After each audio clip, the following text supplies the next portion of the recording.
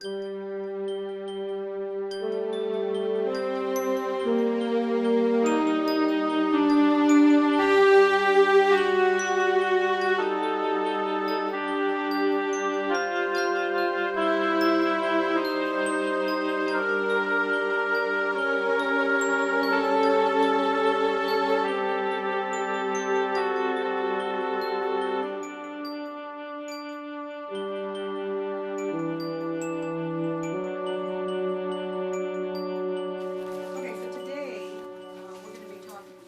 began a Bible study at an assisted living facility in 2018, and that's when I met Abraham Wallerstein, a man of Jewish faith.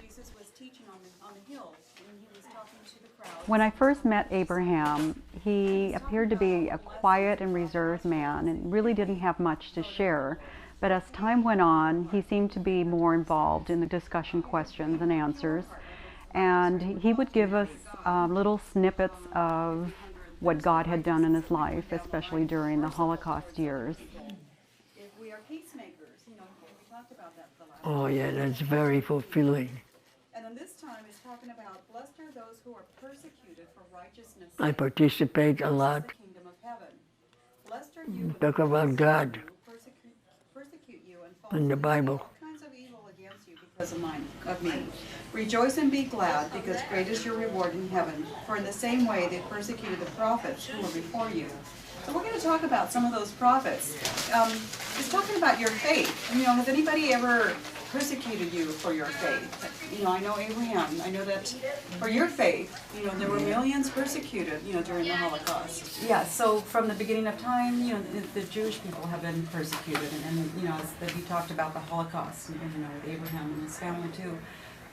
Just being persecuted for your faith. And right now we also have, during the time after Christ too, even Christians are being persecuted for their faith. I was born in 1936.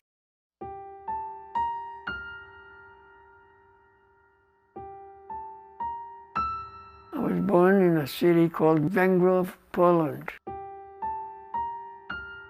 Węgrzów was a small town of about 5,000 people. Our family couldn't practice any Judaism. The Polish people didn't like us. You walked down the street, you were kicked in the butt. What was the reason they didn't like you? The reason that we were Jewish. It was very hard on us. My father was a tailor. My mother was a housewife. I had 4 brothers and 3 sisters. I was in the middle. I didn't go to school. I was too young. We lived in a very small house. No running water, no electricity. To heat the house, all we had was a wood-burning stove. My grandmother used to have cold water barrels to keep the milk from spoiling. And I walked by and I had some pennies and they fell into it, and I went down head first trying to find them. And my parents came home and they bought me brand new shoes, and they saw the shoes flowing on top. They started to pull the shoes out, and I came with them. The time I lived in Poland, there was a synagogue. My family went to that synagogue. When the Germans came in, they took out the Torah and they threw it on the floor. And my brother jumped in front of them and picked up the Torah from the floor. He could have gotten killed for that, but thank God he didn't. Synagogue was attacked the second time, and they burned it, including the Torah. Rabbis wore special hats. Germans were on horses, and when the horses shit, excuse the language, the Germans filled their heads up with shit, and they made them wear it. The rabbis were then shot and killed. Before the Germans came, the Russians were there, and they was just as bad, because the Russians were the same as the Germans almost. They didn't like the Polacks, actually, the Russians, because they've been at war for 100 years, the Russians and the Polacks. September of 1939, that's when the Germans came into our town, and they started to kill people, especially Jewish people. Aunts, uncles, my relatives were captured by the German army, and they were all taken out and shot to death. So we were forced to escape. Very early in the morning, we hired a Polish gentleman to take us into Russia. We had to leave everything, and we did. A horse and wagon took us right across the river Buk. We wound up in Russia, in a town called Białystok.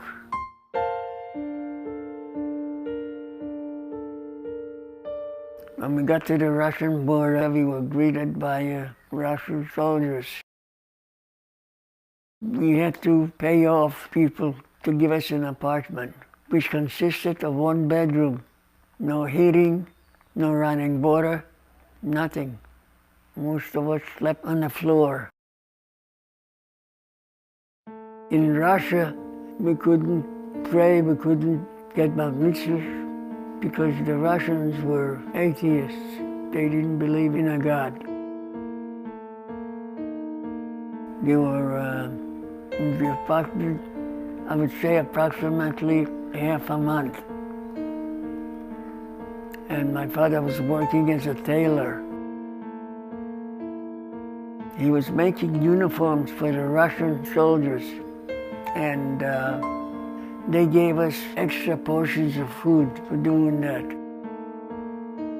In order to keep my mother alive, may she rest in peace, was every time we got the slice of bread, we used to cut off a small piece and gave it to my mother. She didn't want to take it, but we forced her to take it. There was a knock on the door at 1 o'clock in the morning. It was the NKVD, which is like the FBI. Most likely somebody working with my father snitched on us. Grab whatever you can. The NKVD at that time took us out of the apartment and put us in cattle cars. And off we went, shipped us off to Siberia, forced labor. There was a trip out of hell. There was no sanitary conditions. The stench and the cow shit, horse shit. If I was under those conditions right now, I wouldn't last a day. The only clothes we had was on our back. There was nothing. We were lucky to be alive. We had to deal with that for 6 weeks. All Jews except one Polish woman. She was married to a Jewish guy. And when we went through Poland, they were throwing rocks at the Shalon. Shalon is 2 or 3 cattle cars. And she had the door open, she was sitting, hanging out her legs, and the stone hit her in the head and killed her. The soldiers had the priority to use the railroad, and we were on the side because we didn't have priority. Each day we pulled over to a railroad stop to let the Russian army to go through. They had priority. And we stood there on the side maybe 3 days, 4 days before we were moving again. And the openings between the walls of the cattle car was great openings, and it was very cold. And we did have some food. We used to go to the fields and steal things, potatoes, whatever we could grab and go. And sometimes there was no water, so there was snow on the ground. And we made fire and we heated the snow and turned it into water and boiled potatoes.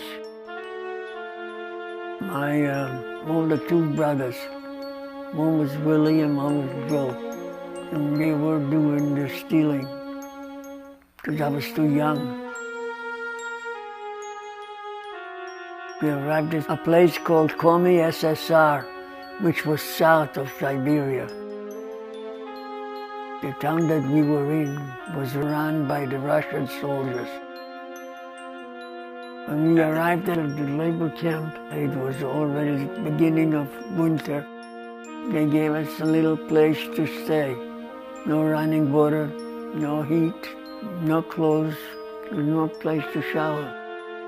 There was a running brook of water. You could go down by the water and clean yourself. Along with our family, there were something like 200-300 people there already. There's no going to a synagogue. They frowned on practicing religion in the house. I was too young to work, and my siblings were too young to work, but my elder brother and two brothers and a sister all worked. The work that they had to do was cut down trees for the railroad. And that was forced labor.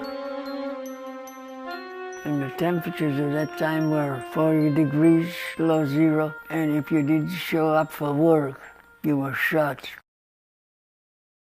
In order to keep the children, the youngest children alive, my parents had to put us up for adoption.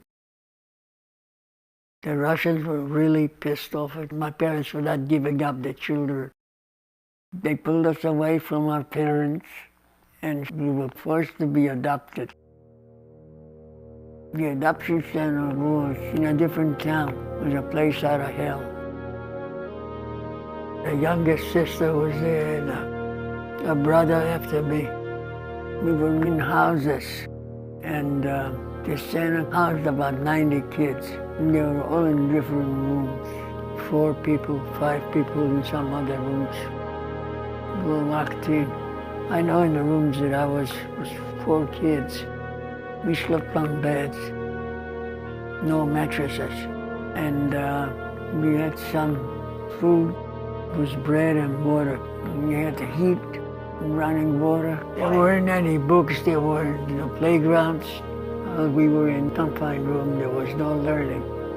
No, they brought food to the rooms. I know they did to my room and my siblings. The Russian soldiers were supervising, tending to the kids were people from the town, no doctors, no nurses. We were treated exactly like animals. If you didn't do something right, if we disobeyed, you caught a beating with a belt. That was the only method they used. As long as you didn't make any problems, you didn't get into any trouble. Most of the time we were together. We did cry a lot, and that helped. It brought it out. We called by taking care of each other, giving each other food, praying together. Help us, God. Please help us, God. And when we were all together, that's what we prayed for. Prayed to God to pull us through, the misery to stop, and to be with our parents again. That was our daily prayer. I was there a year and a half. A lot of children were adopted. We were supposed to be adopted, and they let us go. We were reunited with our parents and siblings. It was like seeing heaven. There was a God in heaven who pulled us through. Then in April of 2019, Josh invited Abraham and his daughter to go over to his house for a Passover dinner. Abraham had not attended Passover and celebrated it for quite a time, so it was very special for him.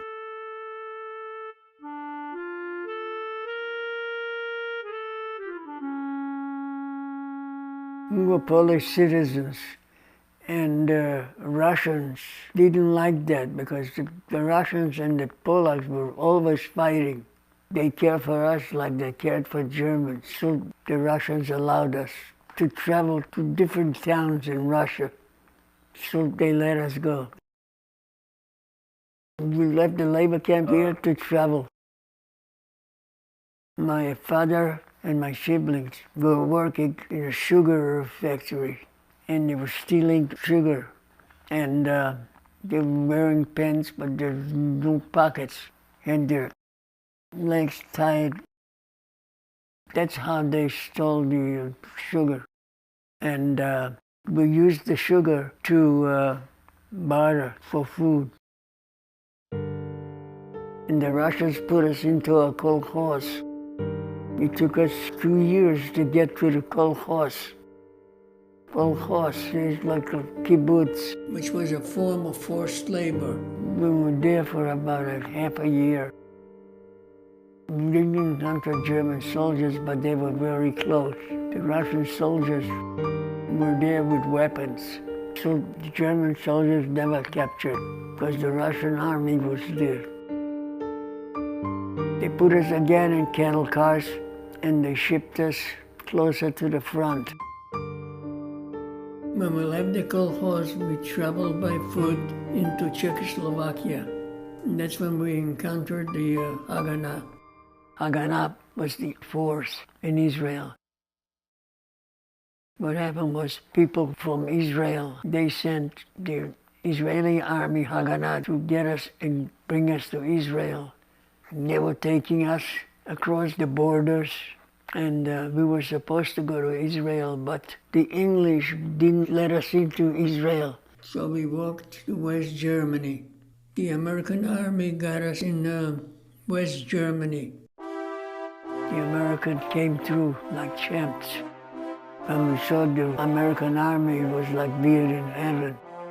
There was jubilation, celebration. The American soldiers treated us like kings, and they gave us chocolate bars, food, water, bread, clothing, medicine. The Americans came and put us into a camp that the Germans used to train their troops. The name of the town was Bad Reichenhall. The reason I know it was a training camp for the German army, because we used to find ammunition, we used to find guns. There were 2 camps next to each other, so there were approximately 200 people between the 2 camps. And they put us into regular barracks, like homes. There you got 1 room for our family. We had doctors and doctors and doctors look at us to make sure that we were healthy, that we didn't bring anything to the United States. Just all the tests. I was the only one that needed a hernia operation. And I had the operation before we left. There was a Jewish surgeon. His name was Pesachovich. He operated on me. There's nothing to put me under, so gave me Novocaine shots. Said, tell me when it hurts. Slice, tell me when it hurts. While we were in Bad Reichenhall, my sister Helen met her fiancé, and they were married in the camp. Her new husband had family in the United States, so they were able to go to the United States immediately. We filled out papers to come to the United States.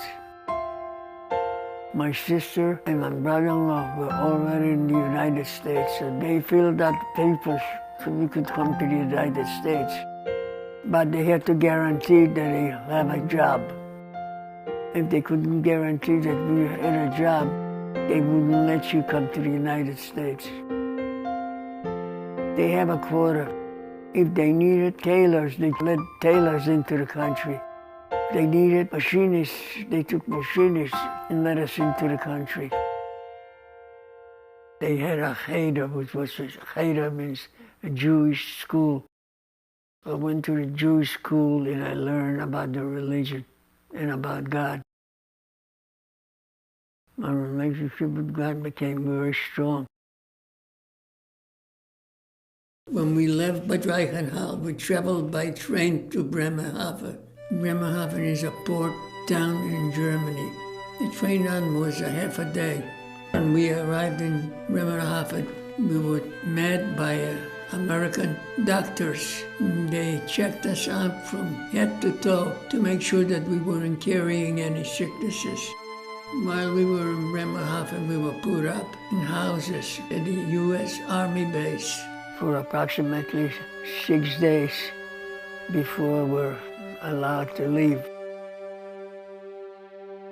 In Bremerhaven, we received news that we were going to the United States. The Americans had put us on the ship.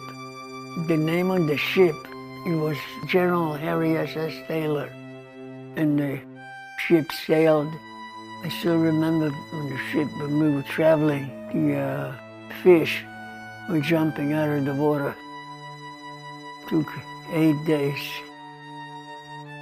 The United States Army and the people treated us like we were kings. We had real food when we were on board for the first time in a long time. Was the grace of God that allowed your family to survive and make your way to the United States? By the grace of God, yes, He did.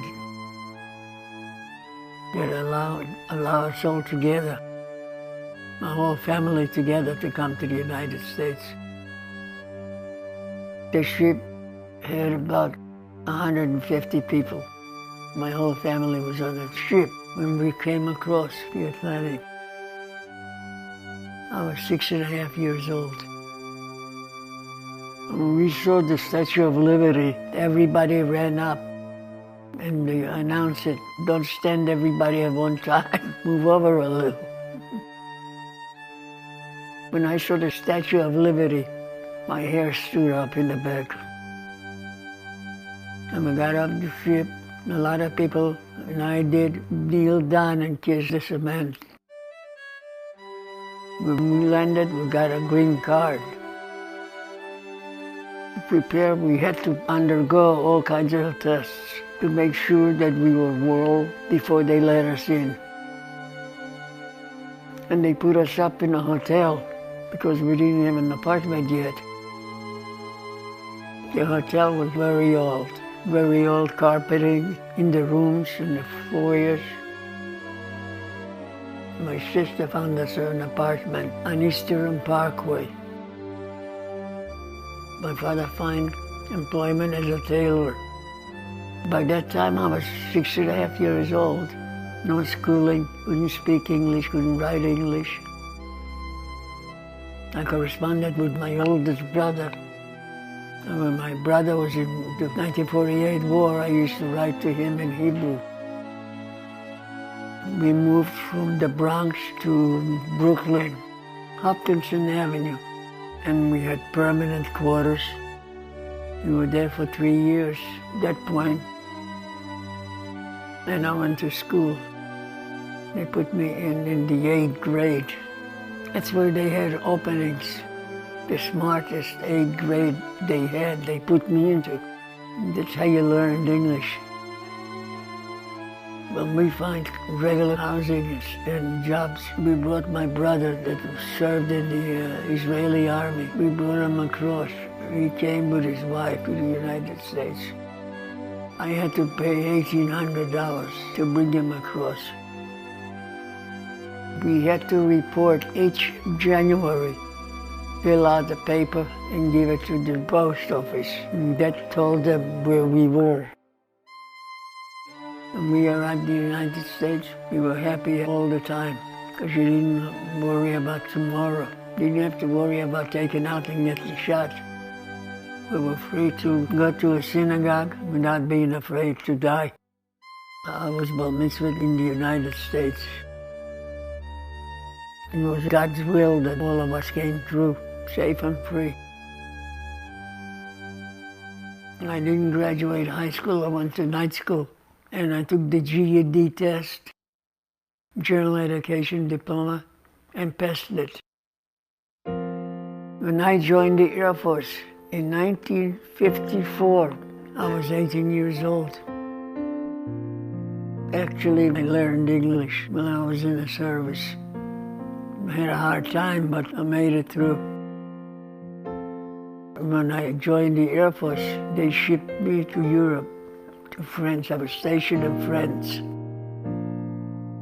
When I went to Europe as an airman, they put me on the same ship that we came across to the United States on Harry S.S. Taylor, General Harry S.S. Taylor, go to France. A coincidence? You're talking about coincidences? I looked at the ship when I went over. I said, oh my God, I remember this ship. Sure enough, it was the ship. I was 20 years old. When I was in the service, in order to become a citizen, I had to come to the United States. So what the Air Force did, they flew me to New York to become a citizen in the old post office. Then I went back to France and did my rest of the time. I continued for one more year. Then I was assigned to Fort Dix, New Jersey, and that's why they let me go. They gave us $300 and get out of here. I took the Greyhound bus and I went to Brooklyn with it. I met my wife in 1957. She was 13 years old. We got married when she was 16 and I was 22. What happened is, in 1957, I came to New York to be sworn as an American citizen. My parents were in the same place, and that's where I met her. She comes from Poland. After we got married, she told us the stories with her family. Our wife's whole family was killed by the Germans. I came to California in 1979.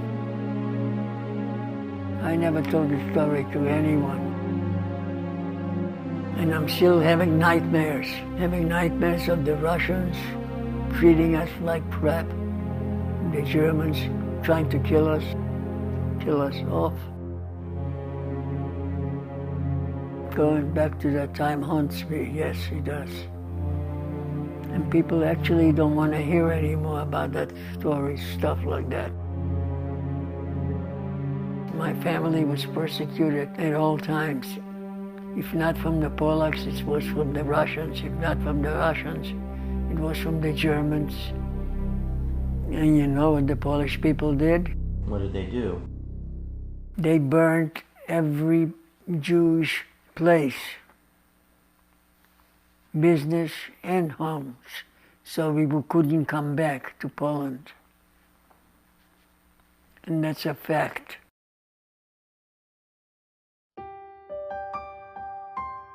God made me stronger to go through this, what I went through as a child. From the day I was born, He helped me. He helped me through all that. If it wasn't for God, I would have never made it. We would have never made it as a family.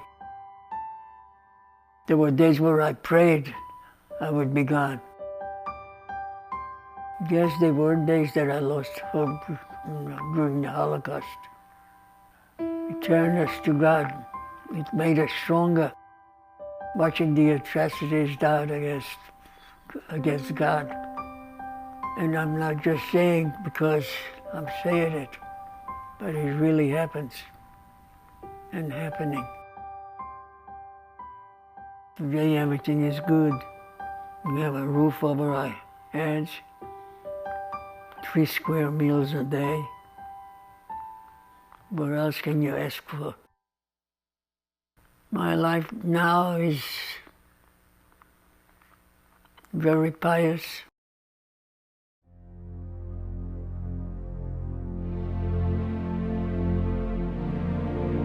I think the world of this country.